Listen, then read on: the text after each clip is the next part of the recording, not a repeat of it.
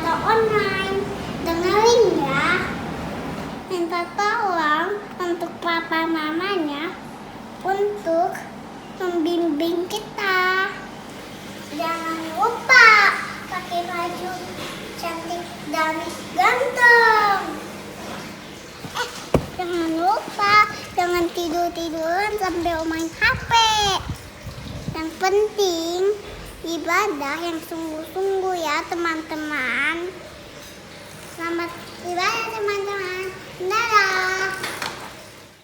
Shalom teman-teman, mari kita perkatakan Pentakosta ketiga. Pentakosta ketiga artinya 1. Pencurahan Roh Kudus yang dahsyat di zaman now. 2. Penuaian jiwa yang terbesar dan terakhir. 3. Bangkitnya generasi Yeremia dipenuhi Roh Kudus, cinta Tuhan, tidak kompromi dengan dosa, dan memenangkan banyak jiwa. 4. Dari Indonesia ke bangsa-bangsa, gerakan dari timur ke barat, dan kembali ke Yerusalem. 5. Kuasa untuk menyelesaikan amanat agung Tuhan Yesus yang siap untuk menjadi agen Pentakosta ketiga. Katakan haleluya. Shalom teman-teman, apa kabarnya hari ini? Sebelum kita memuji Tuhan, mari kita mengatakan antusias, luar biasa, dahsyat, yes, yes, yes. Sekali lagi ya, antusias, luar biasa, dahsyat, yes, yes, yes. Haleluya. Teman-teman, sebelum kita mulai beribadah, yuk kita bersatu dalam doa. Tuhan Yesus, terima kasih buat hari ini ya Tuhan. Dan Tuhan, sekarang kami memulai ibadah kami. Kiranya Kau memberkati ibadah kami mulai dari awal sampai akhirnya nanti, supaya dapat berjalan dengan baik. Dan Tuhan juga yang memberkati teman-teman yang beribadah di rumah ya Tuhan, supaya kiranya Kau memberikan semangat dan bisa memberikan sikap yang terbaik buat Tuhan. Terima kasih Tuhan. Hanya dalam nama-Mu kami sudah berdoa. Haleluya. Amin. Yuk teman-teman, kita bangkit berdiri. Kita akan memuji Tuhan lebih sungguh-sungguh. Sambil bertepuk tangan ya.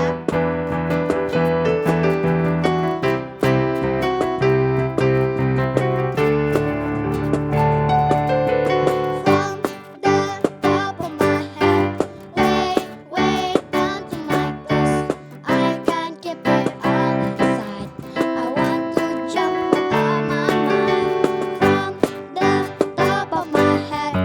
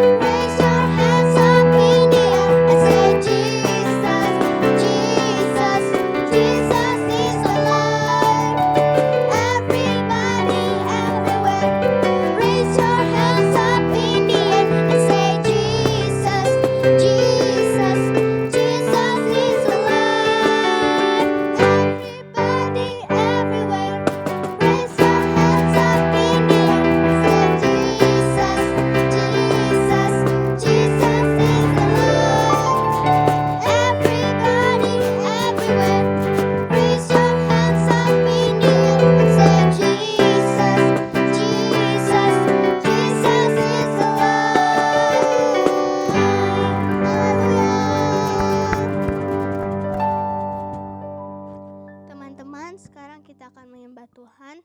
Yuk kita persiapkan hati kita mau sungguh-sungguh.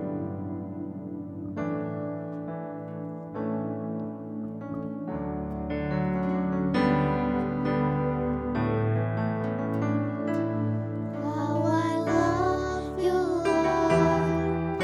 I love you, Lord.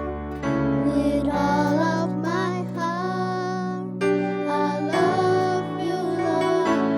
How I love you, Lord. I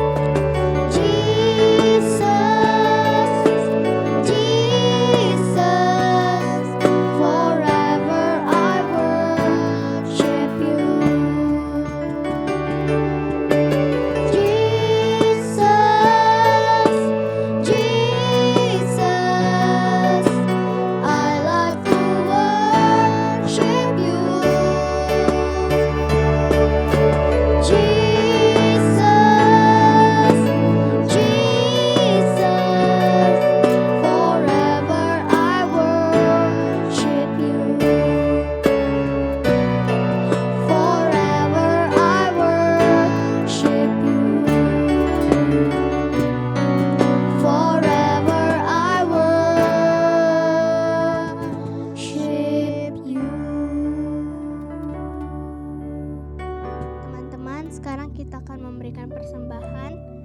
Yuk kita siapkan hati kita, tapi sebelumnya mari kita bersatu dalam doa. Tuhan Yesus, terima kasih buat hari ini ya Tuhan. Dan Tuhan, sekarang kami mau memberikan persembahan kami yang terbaik. Cara yang kami memberkati orang tua kami yang sudah memberikan persembahan ini buat kami ya Tuhan. Supaya kiranya kami menambahkan rezeki buat mereka ya Tuhan. Dan Tuhan juga memberikan kesehatan buat kedua orang tua kami. Terima kasih ya Tuhan, hanya dalam nama-Mu kami siap memberikan yang terbaik. Haleluya, amin.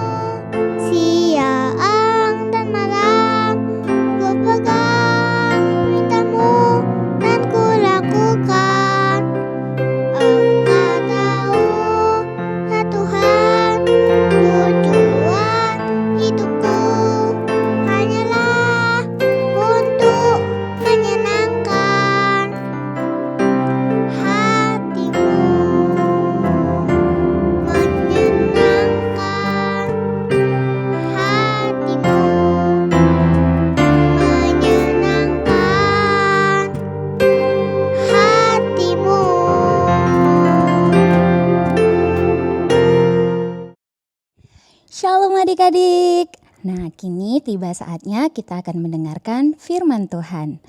Namun sebelum kita mendengarkan firman Tuhan, kakak mau lihat dulu nih. Sudah duduk manis, sudah duduk rapi belum? Wah, kalau sudah, sekarang waktunya kita akan mendengarkan firman Tuhan. Namun sebelum mendengarkan firman Tuhan, kita meminta hikmat dulu ya kepada Tuhan. Yuk adik-adik kita berdoa. Tuhan Yesus, terima kasih kalau sampai hari ini kami masih boleh mendengarkan firman Tuhan. Kami bersyukur walaupun kami beribadah secara online, tapi kami percaya Tuhan akan memberikan kami hikmat, pengertian, dan kekuatan agar kami mampu mengerti dan melakukan firman Tuhan dalam hidup kami. Terima kasih Tuhan Yesus, haleluya. Amin. Oke. Nah, adik-adik, hari ini kakak ingin bercerita tentang seseorang yang tetap rendah hati walaupun mengalami banyak kesulitan dalam hidupnya. Siapa dia? Iya, Yusuf. Yusuf tinggal bersama dengan Bapak Yakub dan saudara-saudaranya. Nah, namun Bapak Yakub lebih mengasihi Yusuf dibandingkan kakak-kakaknya. Nah, Bapak Yakub membuatkan jubah yang indah buat Yusuf. Nah, namun kakak-kakaknya yang lain nggak dikasih teman-teman. Wah, kakak-kakaknya cemburu nih. Kakak-kakaknya marah dalam hati. Namun mereka hanya menyimpannya di dalam hati karena mereka takut kalau mereka marah kepada Yusuf, nanti Bapak Yakub marah sama mereka. Nah, mereka menyimpannya di dalam hati. Nah, pergilah mereka menggembalakan kambing domba tanpa Yusuf karena Yusuf selalu tinggal di rumah bersama dengan Bapak Yakub. Setelah beberapa hari menggembalakan kambing domba, nah Bapak Yakub meminta Yusuf untuk melihat saudara-saudaranya dan membawakan bekal makan buat mereka. Wah, dari jauh kelihatan tuh teman-teman sama kakak-kakaknya. Si anak manja, si anak yang paling dikasih datang. Wah, datanglah Yusuf untuk melihat kakak-kakaknya. Sesampainya di sana, ternyata teman-teman, kakak-kakaknya merencanakan hal yang jahat terhadap Yusuf. Wah, begitu sampai mereka menanggalkan jubah Yusuf, mereka ambil jubah indahnya dan mereka masukkan Yusuf ke sumur yang kering. Waduh, Yusuf ketakutan dong ya. Lalu mereka mengangkatnya kembali dan mereka menjualnya kepada orang Ismail untuk dibawa ke Mesir teman-teman, untuk dijadikan budak. Wah, kamu mungkin bertanya ya, Kak, budak itu apa ya Kak? Lah, budak itu adalah orang yang harus bekerja keras teman-teman dari pagi sampai malam untuk mengangkat barang, merapikan benda-benda yang ada di sekitar rumah. Capek teman-teman. Waduh. Nah, sesampainya di Mesir, Yusuf dijual kepada seorang perwira yang bernama Potifar. Nah, di situ Tuhan memberkati Yusuf sehingga Potifar mengasihi Yusuf dan memberikan kepercayaan kepada Yusuf untuk mengurus semua hal yang ada di rumah Potifar. Wah, lumayan ya teman-teman ya. Namun kamu jangan pikir bahwa Yusuf, wah gak ada masalah lagi nih, gak ada kesulitan lagi nih. Oh tidak, kamu tahu Yusuf difitnah teman-teman. Yang fitnah siapa? Istrinya perwira Potifar. Dia difitnah dan akhirnya dimasukkan ke dalam penjara istana. Waduh, tadi udah masuk ke sumur kering, sekarang masuk lagi nih ke penjara istana. Nah, teman-teman, kamu tahu di dalam penjara istana itu, teman-teman, Yusuf mendapat kepercayaan lagi nih, diberkati Tuhan menjadi penjaga di penjara itu.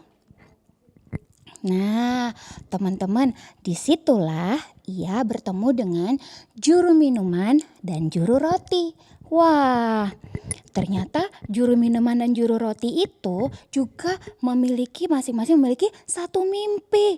Nah, singkat cerita, mereka menceritakan mimpinya kepada Yusuf dan Yusuf mampu menafsirkan mimpi mereka. Nah, si juru minuman kembali kepada jabatannya yang semula, namun si juru roti teman-teman dihukum mati sesuai dengan tafsiran mimpi yang dikatakan Yusuf. Wah, setelah itu teman-teman Yusuf kembali bekerja seperti biasanya dalam penjara.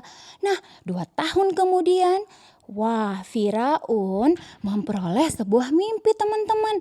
Waduh, Firaun gusar nih dan dia mencari orang-orang yang bisa menafsirkan mimpinya. Dia panggil satu orang, namun mereka tidak bisa. Panggil lagi, tidak bisa juga.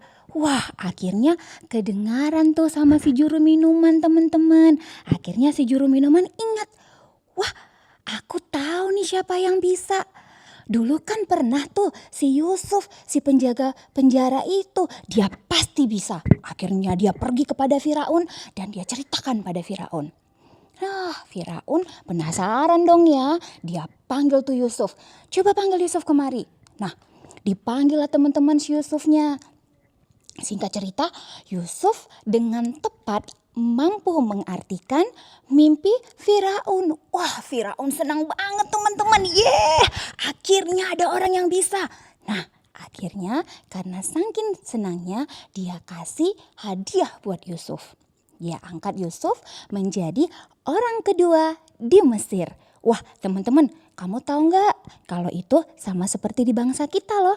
Dia akan menjadi wakil presiden. Wah, hebat Tuhan ya. Dari budak sekarang jadi wakil presiden. Wah, makin besar nih kekuasaannya. Nah, dan bertahun berlalu terjadilah kelaparan yang dahsyat teman-teman. Terjadi kelaparan yang dahsyat di seluruh negeri dan daerah itu. Waduh, gimana dengan Bapak Yakub dan saudara-saudaranya ya?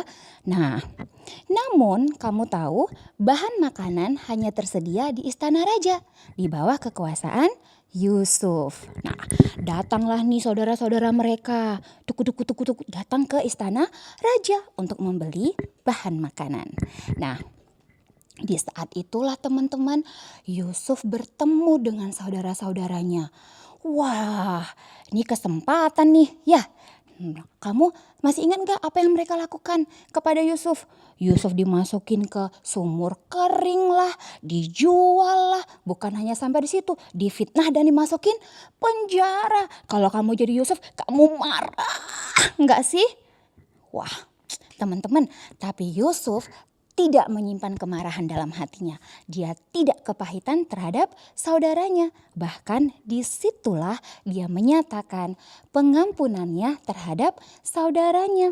Akhirnya saudaranya sujud di hadapan Yusuf. Nah, teman-teman, melalui kesulitan dan kesulitan yang Tuhan izinkan, Yusuf menjadi orang yang rendah hati. Dia tidak membenci saudara dan keluarganya, namun dia mengampuni dan berusaha menolong saudaranya, keluarganya, dan bangsanya untuk keluar dari bencana kelaparan itu.